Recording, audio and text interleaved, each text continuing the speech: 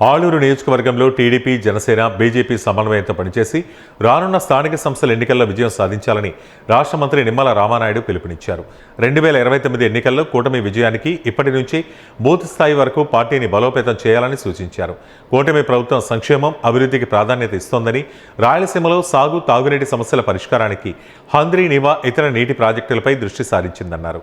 ఆలూరు నియోజకవర్గంలో సుమారు 1607 కోట్ల అభివృద్ధి పనులను 2 ఏళ్లలో పూర్తి చేసేలా చర్యలు తీసుకుంటున్నామని తెలిపారు. 3 పార్టీల నాయకులు, కార్యకర్తలు ఐక్యతతో పనిచేసి ప్రభుత్వ పథకాలను ప్రజల్లోకి తీసుకెళ్లాలని, స్థానిక సమస్యల పరిష్కారానికి కృషి చేయాలని రామానాయుడు సూచించారు.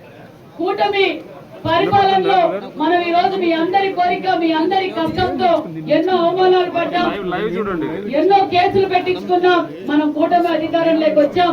మరి అదే విధంగా ఆలూరు నియోజకవర్గ ప్రజలు కూడా పోరాటం చేశారు. మరి 19లో కూడా అతి తక్కువ మెజార్టీతో ఓడిపోయాం, 24లో కూడా అతి తక్కువ మెజార్టీతో ఓడిపోయాం. ఖచ్చితంగా మనం లోకల్ బాడీ ఎలక్షన్స్ లో 100% సక్సెస్ చేయవలసిన బాధ్యత మనందరికీ ఉందన్న విషయం కూడా తెలియజేస్తున్నాం. ఎందుకంటే మరి ఈ రోజు రాష్ట్రం భారతదేశంలోనే మన రాష్ట్రం అభివృద్ధిలో పరుగులు పెడుతుందన్న విషయం మీకు అందరికీ తెలియజేస్తున్నాం. ఈ రోజు ప్రధానమంత్రి నరేంద్ర మోడీ గారి ఆశీర్వాదంతో, మన ముఖ్యమంత్రి చంద్రబాబు నాయుడు గారి విజన్ తో, మన డిప్యూటీ సీఎం పవన్ కళ్యాణ్ గారి సహకారంతో ఈ రోజు రాష్ట్రం అభివృద్ధిలో పరుగులు పెడుతుందన్న విషయం కూడా తెలియజేస్తున్నాం. మరి రాష్ట్రం అభివృద్ధిలో పరుగులు పెడుతుంది.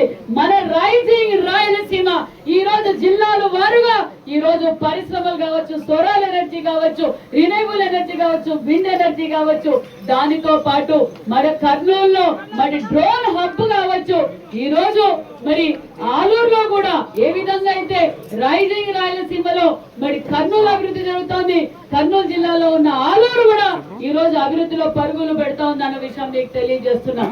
ఒక పక్క సూపర్ 6 పథకాలతో పాటు ఒక పక్క ఎన్ఆర్టీఎస్ వర్కులు, RMB part house, highway connectivity, ఉదయం నుంచి బీజేపీ, జనసేన, తెలుగుదేశం లీడర్లందరూ మాకు నీరు కావాలి, సాగునీరు కావాలి అంటే ఫస్ట్ సాగునీరు కాదు, తాగునీరు మీకు అందజేయాలి, ఎందుకంటే సూపర్ ఎలినోవా ప్రభావం ఉందని మినిస్టర్ గారు ఇందాకే ఖచ్చితంగా మీకు సాగునీరు అందజేస్తానన్న విషయాన్ని కూడా మరి మన ఇరిగేషన్ శాఖ మంత్రి గారు, ఇన్ఛార్జ్ మంత్రి గారు పరిస్థితి.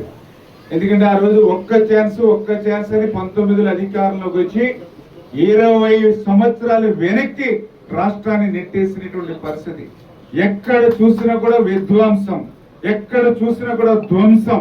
అదే 5 సంవత్సరాల కక్షలు, కేసులు, వేధింపులతో జరిగినటువంటి పాలన. 30 యాక్ట్, 144 సెక్షన్, ముందస్తు అరెస్టులు, హౌస్ అరెస్టులు, ఇదే 5 సంవత్సరాల వాళ్ళ పాలన. అటువంటి పాలన నుంచి మరింత మనం ఆలోచించవలసింది ఏంటంటే ఆర్థిక విధ్వంసం. ఎందుకంటే ఆ రోజు 2019లో ఎంతో శ్రమించి, ఎందుకంటే ఆ రోజు 14లో మనం కూడా రాష్ట్రం ఉమ్మడిగా ఉండాలని కోరుకున్నాం, సమైక్యాంధ్ర తరఫున అందరం కూడా కోరుకున్నాం.